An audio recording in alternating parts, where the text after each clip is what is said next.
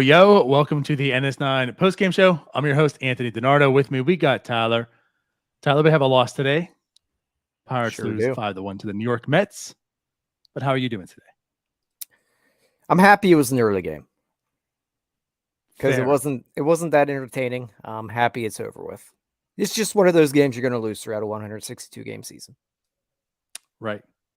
Yeah, it is just one of those games, like you mentioned. It didn't have much entertainment value at all. Nope. You know what? You're going to lose games. It's fine. It's fair. If Kutch at least would have got his 2,000 hit, at least that would have been fun to talk about. That didn't happen either. It was just one of those boring games too. Just meh. Yeah, just not much going on. Kind of a pitching duel, but not really. I mean, good stuff from both sides. Senga obviously was a lot better than the Pirates lineup today, at least. So just like I said, one of those games you're going to lose throughout the season. One thing that kind of peeves me is just coming off a 14-run game when you decide that you're going to shuffle the lineup again. Just let some continuity grow with this lineup. That's just maybe my big complaint about the day. Yeah, I know that's been one of your biggest complaints on the year, which is fair. I guess Shelton's kind of been known for doing that.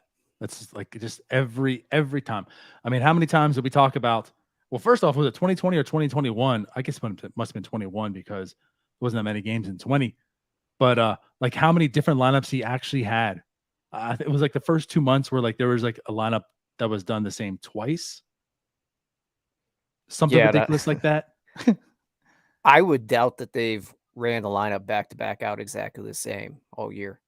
Maybe once. And you're just talking back to back. This was just and it's the entirety of the season. Just having the same lineup twice was something that wasn't done. Yeah, so I get that. You would think right after the offensive explosion yesterday, maybe running it back. Not quite. Yeah, and I understand wanting to get Connor Joe in the lineup. But still, do we have to bump Kutch from first to third? Just let the guy hit in one spot and let Marcano hit leadoff if we're really going to do this, especially if he's going to bunt the amount that he does. But I'm getting way off track here. Where do we want to start with this game? Actually, you are, because I was about to go on a tangent on that. All right, let's reel it back in. Let's just start and talk about the pitching, because that's really what it was. It was a pitching duel. Senga looked really good. And not to say much and take away from Oviedo. I mean, Oviedo looked good as well. Yeah. So, where do you want to go with there? Pitching, Yenza. I don't know, maybe just a little bit on Oviedo. I didn't really look through the numbers, but I thought he looked pretty good today. The velocity was really up. Early, we saw a lot more curveball being mixed in, which I like to see because he's been so heavy on that fastball slider. He's been mixing the sinker a little bit, I guess. StatCast apparently has no idea when he's throwing a sinker. I was going to say, yeah, because according to StatCast, it was thrown 6 times today. But according to the broadcast, it was not thrown just 6 times today. Right.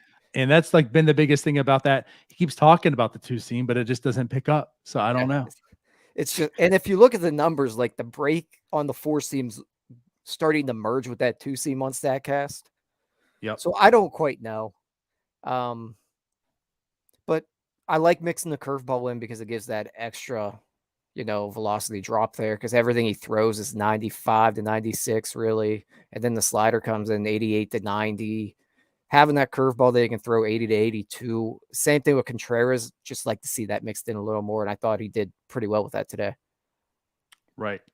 Yeah. His 4-seam today averaged 97 and the slider averaged 90. I mean, the velocity was up. And then, right. So the 2-seam at 97.9, basically the same. But yeah, then the curveball goes down to 82.3. So you're talking about the mix of speeds there. Solid. And again, with him, it's weird because you can't really break down the StatCast Right. because again, we don't really know what the two-seamer is, but this shows 35 sliders. Now that's safe. He threw 35 sliders, 39% of the time. Got 5 whiffs on it, 25%. So I mean, it was looking decent. The 4-seam 29-17 curveball. It's like the curveball he threw in incorporated quite a bit today too. Yeah. It's like just like you're saying, like he had a really good mix of pitches, assuming too the sinker was more than 6. Yeah, he didn't really throw the curveball for strikes either. It's just kind of to give everyone another look. And it worked out pretty well today. I mean, he pitched a lot better than the final line will show. Which the final line wasn't bad. Yeah, but I mean, Speaks. what did he get? What did he end up getting charged with? All 3 runs? No. Or how many did he get charged with? He got charged with 2. So we went 6.1, 4 hits, 2 walks, 5 strikeouts, 2 earned, 1 was on Moretta. Okay. I couldn't remember if Moretta got the 1. Yeah. But yeah, I mean, he pitched well. Not much more to add on. I'm just want to see him continue to work that curveball in, and maybe Statcast figure out this 2-seam issue, because I want to actually know what the hell's going on. True. That part. And like you said, not much to add on. I guess I just want to add on to the fact that it was a nice solid outing again. Like he started off very, very hot. He had that rough spot. Now you're hearing the 2-seam incorporated, and he's been pitching better. So like this is the stuff that you want to see. You want to continue seeing this. And again, like yesterday, the big talk was the depth of the starting pitching. That's pretty much eliminated. And like, especially if Rowansy's pitching the way he is, you need stuff like this out of Oviedo. You need to make him step up and show you I'm a starting pitcher throughout the entire year. Like we can't have questions about, is he a bullpen pitcher? Because he has to be a starting pitcher right now. Has to. There's no question. So this is like another solid outing and showing from him to build upon what he's doing recently. Yeah, I'm with you. There's no time. We can't worry about him being in the bullpen now. No. He's got to start. They don't have a choice. Where do you want to go from here? You want to go down the yeah, I mean, list of pitchers? Jose Ramirez came in after that, didn't he? Or no, Jose Ramirez came in after Moretta. Moretta looked, I mean, the same as Moretta. He just gave up some hits. He looks hittable all the time. I don't know. And got a hit. But to me, he always looks hittable, so I don't know when he's good or not. I'm still perplexed. I don't get it. Like, I think he's good. Like, I think he's good. I'm more on board with, I think he's good. I'm not saying great or elite, because he's been elite since April. I'm not ready to give him that, because like the eye test still looks and says, I'm not quite sure yet. I mean, he's throwing way more strikes than he was at the beginning of the year. You know, like we see the slider, it's pretty wicked. But yeah, like you're just watching him and it's like, I'm not sure. Like, it's like, why aren't you guys hitting him? Yeah. So I'm still waiting to see. I mean, it's still a young season. He's a reliever. You know, they're all volatile as they are. And things can change week in and week out with the relievers. But yeah, like I'm not looking at like Chase DeYoung last year and saying like this guy's numbers are good, but he's terrible. Moretta, I feel more comfortable with, and I feel like there's something there. But I don't know if he's like a 1.91 ERA, something there. Right. Yeah. He's been good so far this year. They squared him up today. I don't know how sustainable anything he's done throughout this year is, but the outlying numbers kind of show that he's been pretty good. So I don't know. He's weird. Yeah. So there's your analysis on Moretta. I don't trust him, but right now he's getting the job done. I guess that's the best way to put it. Like what he's doing has been elite, like as Jim says in the chat, and the numbers are there. I just don't know if I really trust it, just because that April is still like in my mind, if that makes sense. And just I don't know. I'm not trusting it. I'm waiting for the couple stretch of outings where he starts giving up and things normalize, but it hasn't really yet. I mean, today again, the 1 run, no big deal. You're going to give that up here and there. Jim says 10 years, 30 million. He's a future Hall of Famer. I'm not posting that up on the chat here. But then, as you mentioned, Jose Hernandez did come in. He got it out. He looked fine. Yeah. I mean, he gets outs. Yeah. He's kind of in that Moretta category where I don't trust it, but it's good. Is it weird that I feel different I feel like I trust Jose Do Hernandez you? more than Moreta. Is that weird? I mean, I think the stuff we see from Jose Hernandez looks more legit. But I'm still a little bit hesitant when I see him in a bigger situation. That's fair. But now we're going down another blog's path and using our own like gut decision on whether a guy's good or not. Well, I think it matters though. Like again, like especially with relievers. But like when you look at them, we were talking about Moreta with a 1.91 ERA. You're talking about Jose Hernandez at a 2.10 ERA. You're also looking at a guy who's basically a DFA person that traded for Kevin Newman, right? And then a guy who's a Rule 5 draft. So like neither of them are supposed to be anything. And they're big staples of this bullpen at this point in time. And like that's just, I guess where I'm just kind of at. Like I almost feel like I trust Jose Hernandez more, but neither of them are probably like this good of a reliever. I think it's fair. All right. And then Colin Holderman does come in and yeah. You know what? I just never feel comfortable with him in a game. Yeah, well, that's the comment you were leaning towards earlier with that. I've liked Colin Holderman. He's not. I mean, of course, outside of last night, lights out David Bednar, but he's been solid. And like early in the season, he's gotten himself into jams, but has gotten himself out of the jams. And then he was pretty much like really, really good after that as well. Not taking anything away from him, but like Colin Holderman does go one full inning. Does give up a hit, earned run. I guess just kind of is what it is. The stuff still looks electric. We saw him flash the triple digits. Not really concerned about him. Just there, he's been squared up a little bit through what was it, the slider that was up in the zone that got hit out. Shit happens. I'm not really concerned about him. I feel more comfortable with Colin Holderman than I did early April. Good point. Sure. And agree. I was definitely excited about Colin Holderman going into April, and I've now felt comfortable with Holderman. I feel he's good. He's a good reliever. I know he's good. That's where I'm at. I'm still hoping to find out if Moreta and Jose Hernandez are, but I'm very confident that Colin Holderman is. And then I guess we can talk about Perdomo. He's actually done pretty solid. He comes in today, 2 hits, a run, 3 strikeouts. His ERA in this short year is a 1.80. What do you think about Perdomo? He's got to have a lot of deception in that 6'8", whatever it is, body, because he throws 94, but he's just lanky as hell. And he's been in the zone a lot, which it has obviously been his issue forever, that he just can't throw enough strikes. I think he's intriguing enough. He's definitely one of those guys that I think you can ride for like a couple months when he's hot, and then when he's bad, it's going to be really bad. Yeah. I've kind of liked him so far. And again, like what he is here for, he's not supposed to be a staple of this bullpen. He adds some depth. We were kind of worried about the depth of his bullpen.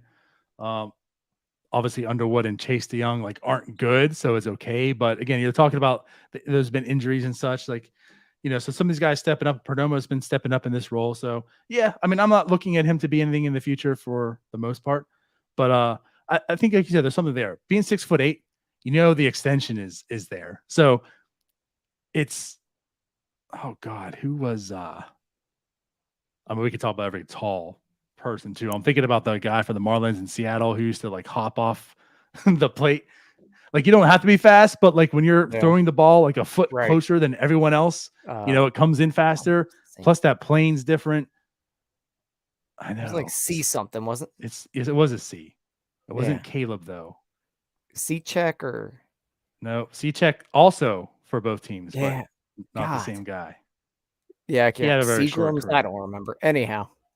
But yeah, I mean, a different plane, you're coming extensions there, so it's a little more deceiving, I guess.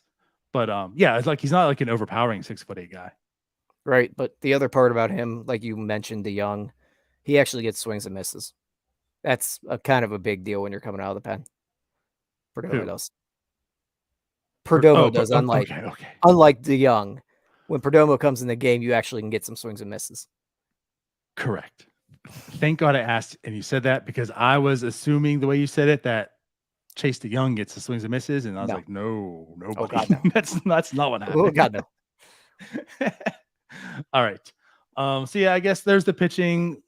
Whatever. I mean, it is a Mets lineup. It's supposed to be good, even though it hasn't Right. really been that strong right now. And then I guess we can go to the hitters, since that is what they're qualified as. There was just 3 hits on the day. I think Brian Reynolds had the second hit, which happened in the 8th inning of today's game. So I don't even remember.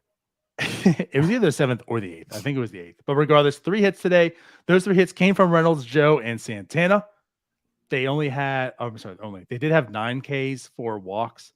I guess what I want to say, though, is like we opened up and talked about Senga, and he looked good, and he did. But he was getting hit hard. And like there was a lot of, I don't want to say like unlucky, because I mean, it is also baseball. Right. But I mean, the Pirates were making contact. I'll say that. They just weren't getting hits.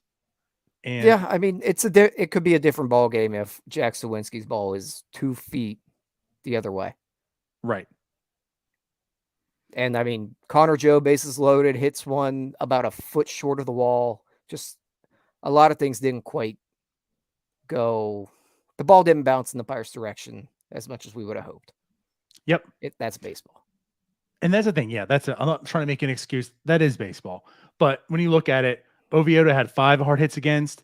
Senga had 10 hard hits against. So, like, even though we're talking the offense didn't show up, they only had 3 hits, they were connecting and hitting the ball hard. Just nothing was really dropping and falling for them. And it just, like you said, is what it is. It's baseball. The 9 strikeouts, a little bit high, but I think at least wasn't like 17 or 16 like they've been doing for quite some time up to this month.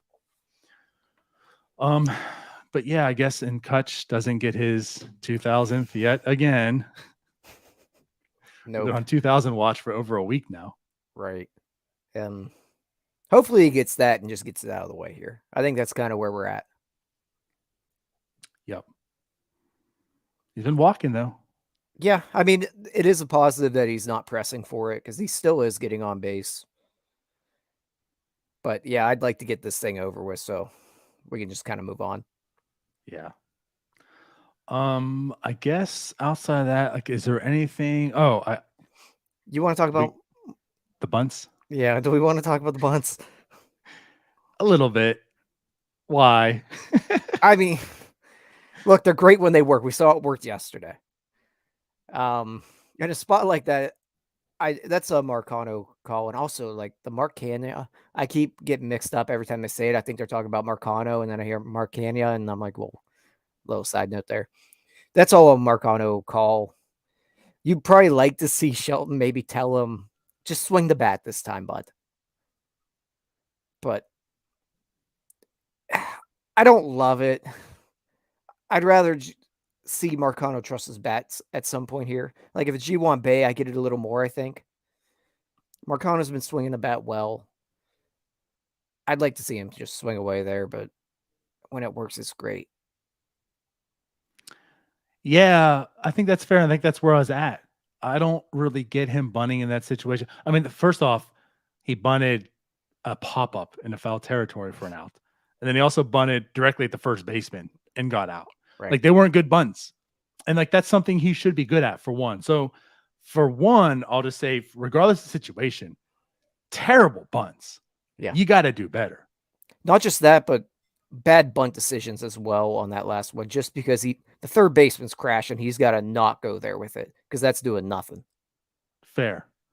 But I guess on the actual decision, like you said, I know he hasn't been as hot as late, but like it's the one thing we've been like praising him for and talking about him. And like, maybe I got to step back and eat my words because Marcano's swinging the bat well. He's actually making decent contact and hitting. So like, just do that. Go up there, Right. Swing the bat, get a hit.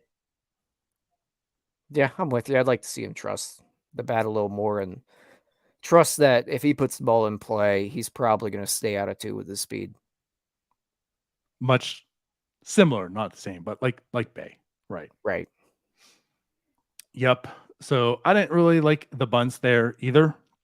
And again, they were executed poorly to begin with also. And outside of that, again, like this offense wasn't a whole lot to really talk about. Sawinski 0 for 3. I guess Hayes ends his hit streak in a big way on his bobblehead night. 0 for 4 with 3 strikeouts. Anything you want to add and talk with him? Because you've been kind of like, Yeah, I'm not gonna say hype up Hayes, but I like where we're at with him right now. right. He just didn't see the ball well today, I don't think. So we'll give him a pass today. Let's hope it doesn't stretch into a week-long slump. Fair. It's just where I'm at. I think that's fair. Try not to get too high, try not to get too low. Just gonna say, I don't think we need to overreact to this, much to how we probably shouldn't overreact to him batting .590 the 8 games before. It's nice to see. And there's a difference in his whole stance. There's a difference, and there was positivity out of it. He was executing. So let's stay on Ke'Bryan Hayes' watch. And I'm still on Ke'Bryan Hayes' watch. It's one game. I know it's a 3 strikeout game. It's not what you want to see. But I'm still intrigued by him right now. By the way, just to put it out there, and I know you talked some ish on this earlier. He's gained 1.1 WAR over the past week. That's how good he's been as a player. He now is second in WAR on the team. I mean, that basically he's became a league average hitter just over his hot streak. Yes. Coming into today. And we just see what happens if he's a league average hitter with all those numbers. Right. Which is also why I don't trust those numbers. If that is suggesting that you're worth one more win just because you were hot at the plate for a week, I don't know if I can trust that number. 1,500 OPS. He's been more than just hot. He's been molten lava. Yeah, I know what you're going to put up here. What's that? So you have a comment. Really, is this little fella really your son, or is this a joke? I think they're referring to that picture we had on Twitter. No, Tyler's not actually my son. God, no. I hate you all. That's just the meanest thing I've ever heard. Right. Anyways, I don't know. Again, there's not much really to talk about with the offense. Anything that you want to say before we wrap this up? Nope. Let's get back at it tomorrow. Try to get 2 or 3. 2 or 3 from the Mets makes losing 2 or 3 to the A's hurt a lot less. It certainly does. You know what tomorrow is? Sunday. Mitch Keller Day. It is. So, if there's a guy you want to stop, I know it was Mitch Keller. I'm not off of it being Mitch Keller. He hasn't been as sharp recently, but it is Mitch Keller Day. So that would be nice for him to get that stop. Not going to say they are bleeding, but to take 2 out of 3 to win this Mets series is big because, again, they're fighting with the Brewers for first place right now. And I don't know. Oh, Milwaukee's top. Milwaukee is in the top of the 10th with Oakland right now, 1-1. So maybe the A's are turning it around. If we're still I know, right? If we're still scoreboard watching on June 10th. Currently it is tied game, yes, with the A's. With the Pirates lost 2 out of 3, they're not a real team. Even though the Braves lost 2 out of 3. A's scored. And yeah, Milwaukee's about to lose 2 out of 2 right now. Interesting. The A's are turning around. They're coming. They're coming back. That deal with Las Vegas is pending, and they're coming back to Oakland, baby. All right. Let's get out of here then. Yeah. All right. So appreciate everyone watching. We'll be back tomorrow. We'll see you then. Bye-bye. Peace out, our scouts.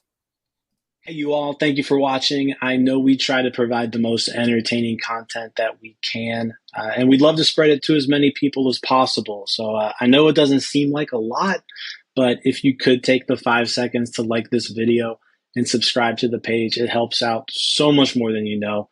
Thank you, and let's go Bucks.